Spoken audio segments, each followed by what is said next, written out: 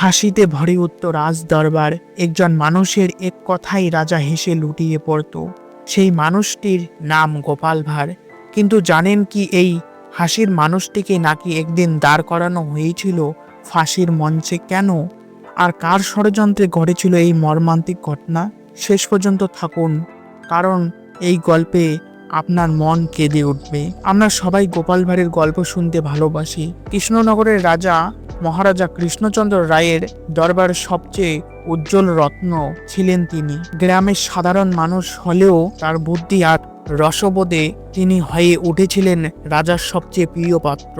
গোপাল ভাঁড়ের একটি মাত্র কথায় রাজদরবারে হেসে উঠত সবাই, কিন্তু এই জনপ্রিয় হয়ে উঠেছিল তার জীবনের সবচেয়ে বড় অভিশাপ। দরবারে ছিল এক প্রভাবশালী মন্ত্রী, ধরা যাক তার নাম ছিল শয়তানি বিচক্ষণ মন্ত্রী। গোপালের জনপ্রিয়তা সে সহ্য করতে পারত না। হাসির আড়ালে গোপাল ভাঁড়ের সবকিছুই তাকে ভিতরে ভিতরে জ্বালিয়ে দিত। একদিন রাজদরবারে পৌঁছায় একটি গোপন চিঠি।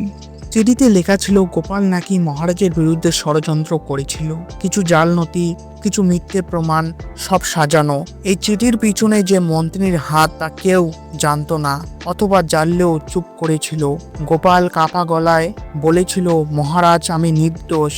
আপনার প্রতি আমি কখনোই বিশ্বাসঘাতকতা করিনি। কিন্তু তখন মহারাজা রাগে অন্ধ। সত্য যাচাই করার সময় বা ধৈর্য কোনোটাই তার অবশিষ্ট ছিল না। রাজসভা সবাই চুপ। যারা একদিন গোপালের গল্পে হেসেছিল সেই দিন কেউ তার পক্ষে দাঁড়ায়নি। আর তখন বেরিয়ে আসে সেই ভয়ঙ্কর আদেশ, গোপাল ভাঁড়কে ফাঁসি দেওয়া হবে। ফাঁসি দিন। গ্রামের মানুষ জড়ো হয়ে আছে। গোপালের চোখে জল, কিন্তু মুখে সেই চেনা হাসি। সে শুধু বলেছিল, আমি চলে গেলে আমার গল্পগুলো বাঁচিয়ে রেখো, হাসতে ভুলে যেও না। কিছু প্রশ্ন থেকে যায়, গোপাল ভাঁড় কি সত্যি ফাঁসি হয়েছিল, নাকি ইতিহাসের আড়ালে লুকিয়ে আছে অন্য কোনো সত্য? কেউ বলেন সব ছিল মন্ত্রীর সাজানো ষড়যন্ত্র, কেউ বলেন রাজা পরে গভীর অনুতাপে ভেঙে পড়েছিল।